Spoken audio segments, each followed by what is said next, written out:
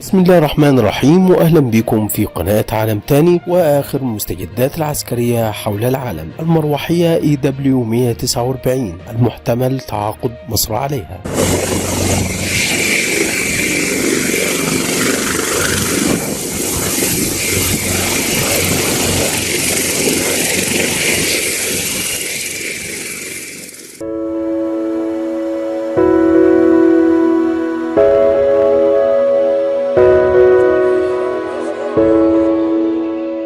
المروحية من إنتاج شركة ليوناردو الإيطالية للأنظمة الدفاعية وأنظمة الفضاء والطيران.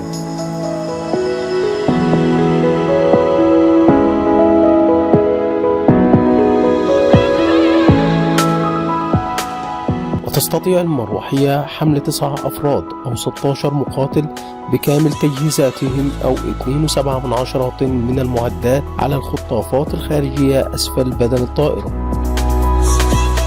ويمكن للمروحية تنفيذ المهام الآتية: النقل والإنزال وعمليات القوات الخاصة والبحث والإنقاذ القتالي والقيادة والسيطرة والدعم النيراني والإسناد القريب.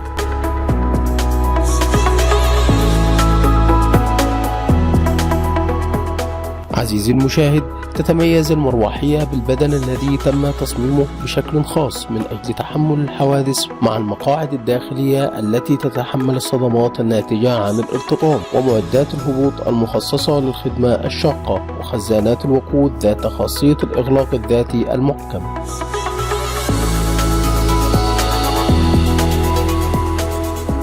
وإلى جانب احتوائها على منظومة إلكترونيات طيران ذات تصميم معماري مفتوح بمختلف التعديلات والتجهيزات المطلوبة من أجهزة أو تسليح لمختلف المهام.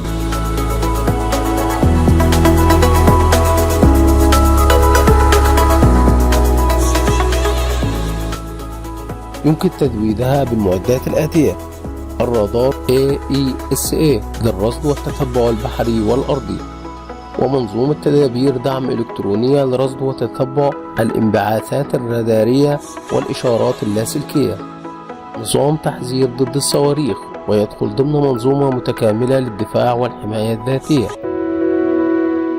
تبلغ السرعة القصوى لهذه المروحية 287 كيلومتر في الساعة.